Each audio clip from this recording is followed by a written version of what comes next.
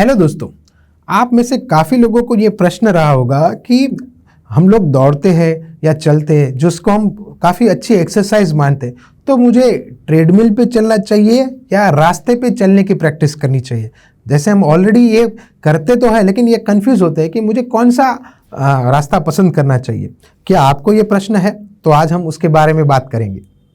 मेरा नाम डॉक्टर नरेंद्र पटेल है। मैं एक orthopaedic surgeon and knee specialist हूँ। जी हाँ, मैं घुटने के रोगों का विशेषज्ञ हूँ।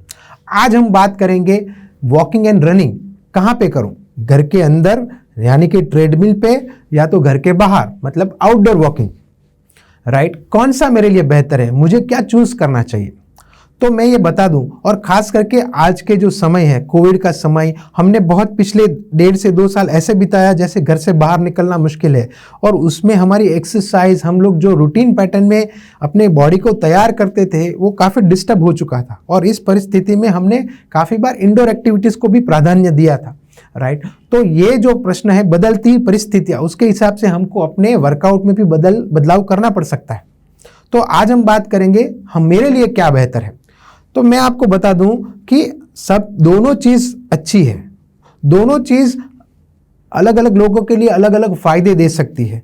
तो ये निर्भर करता है आपका पर्पस क्या है ये एक्सरसाइज करने का, उसके ऊपर ज्यादा निर्भर करता है। तो जैसे मैं बात करता हूं आउटडोर वॉकिंग के बारे में, जैसे बाहर चलना, तो इस परिस्थिति में हम लोग अलग अलग चीज़ें मिलती है। जैसे कि सीधा रास्ता मिलता है, कहीं पे स्टेप्स हो सकता है, रफ सरफेस हो सकता है, स्लोप ढलान हो सकती है, ऊपर ढलान या नीचे की ओर जाना हो सकता है। इस सब परिस्थिति में different type of muscle groups use होते हैं जो बैलेंस और स्टेबिलिटी के लिए ज़रूरी होता है। तो ज़्यादा मसल स्टिमुलेट होते हैं और ज़्यादा एनर्जी क्रिएट होती है, मतलब ज़्यादा कैलोरीज बर्न आउट होती है। तो कैलोरीज के लिए भी वो बेहतर है और डिफरेंट ग्रुप ऑफ मसल्स भी एक्टिवेट होते हैं, इसके लिए भी ज़रूरी है। तो ये एक चीज़ है। दूसरा, जब हम ओपन एयर में चलते हैं तो सनलाइट का एक्सपोजर मिलता है, तो as a strengthening of bone vitamin D एक सफिशिएंट मात्रा में मिलने की चांसेस रहते हैं। तीसरा होता है कि ये इनएक्सपेंसिव है। राइट, तो मतलब इसमें खर्चा नहीं है, तो एक फ़ायदे की बात है। और सबसे ज़्यादा और महत्व की बात है, जब आप ओपन एयर खुले वातावरण में चलते या दौड़ते हो तो सर्वे से ये पता चला है कि आपकी मेंटल हेल्थ एंड मूड ज़्यादा बेहतर बनते हैं, आप ज़्यादा फ्रेशनेस फील करते हैं। तो ये फ़ायदे हैं जब आप आउटडोर वॉकिंग करते हैं। लेकिन उसके साथ उसके जो गैर फायदे और डिसएडवांटेजेस है उसके बारे में भी हम बात करेंगे। जैसे कि बाहर चलते हैं तो हार्ड सर्फेसिस भी होते हैं। राइट, तो जॉइंट रिएक्शन फोर्स बढ़ सकते हैं। तो उसके लिए आप अगर प्रॉपर शूज़ नहीं पहनते हो तो घुटने पे और ओवरऑल बॉडी पे पड़ता हुआ जो रिएक्शन फोर्स है वो बढ़ जाता है। और उसके साथ में दूसरा होता है वेदर इश्यूज। आप काफ़ी बार बारिश के सीज़न में या बहुत ठंड के सीज़न में शायद आप बाहर जाना पसंद नहीं करोगे, तो उस टाइम पे आपके वर्कआउट ब्रेक हो सकते हैं। आप स्किप करना शुरू कर दोगे तो जो वो रिदम होती है वो ब्रेक हो सकती है। दूसरा होता है कि लाइट्स, मतलब आप डार्क में चले ये सब वगैरह में चांसेस रहता है एक्सीडेंट होने का वगैरह, रोड एक्सीडेंट वगैरह होने का चांसेस रहता है, तो एक सेफ्टी कंसर्न भी रहता है। और दूसरा होता है कि जब एक कंटिन्यूस गति और लय में शायद आप ना उसको परफॉर्म कर पाए, क्योंकि रोड्स होते हैं, टर्न्स आते हैं, ऑब्स्टेकल्स आ सकते हैं, कोई एनिमल वगैरह आ सकता है, डॉग्स वगैरह, मतलब जो आपके रिदम को डिस्टर्ब कर सकते हैं। तो ये सब आउटडोर वॉकिंग के गैर फायदे हैं जो आपकी रिदम को मेंटेन करने में प्रॉब्लम क्रिएट कर सकते हैं। तो ये रहा आउटडोर वॉकिंग के बारे में। अब हम बात करते हैं कि ट्रेडमिल। अब ट्रेडमिल जो है वो भी आपको एक बेहतर वॉकिंग एंड रनिंग एक्सपीरियंस दे सकता है। खास करके उसका जो फायदा है वो क्लाइमेट स्टेबल, मतलब आप कोई भी परिस्थिति में आप ट्रेडमिल यूज़ कर सकते हो, चाहे बारिश हो चाहे ठंड हो, जो भी हो, आप अपने घर पे वर्कआउट कर सकते हो। तो जो स्किप होने के चांसेस है, जो रिदम को मेंटेन करने के चांसेस है, वो ज़्यादा अच्छे से आप मेंटेन कर पाते हो। दूसरा है कि डिजिटल मॉनिटरिंग, आप उसको डिस्प्ले आपके सामने है, आप अपनी एक्टिविटी को ज़्यादा अच्छी तरीके से ट्रैक कर सकते हो, आप उसको बढ़ा सकते हो, कम कर सकते हो। राइट, और स्मूथ राइड मतलब यहाँ पे आपको ऑब्स्टेकल्स वगैरह नहीं है, कोई ट्विस्ट नहीं है, कोई टर्न नहीं है, तो आपकी जो राइड है उसका जो एक्सपीरियंस है या उसकी गति है या उसका लय है वो एक तरीके से कंप्लीटली मेंटेन होता है। और उसके साथ में as for moods and mental health आप वहाँ पे म्यूजिक वगैरह करके एंटरटेन रह सकते हो। तो ये उसके एडवांटेजेस है।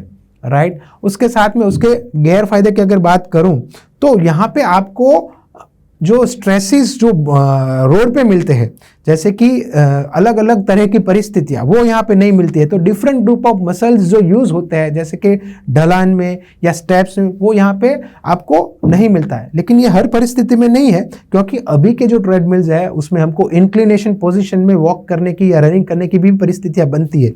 तो वहाँ पे आप अलग अलग मसल्स को ट्रेन कर सकते हैं। हाँ, एक ऑप्शन जो नेचुरल कोर्स में पाया जाता है डाउन हिल, मतलब आप नीचे की ओर जाए, ढलान में नीचे की ओर जाए, वो परिस्थितियों को ट्रेडमिल में बनाना थोड़ा मुश्किल है, राइट। तो ये डिफरेंस है।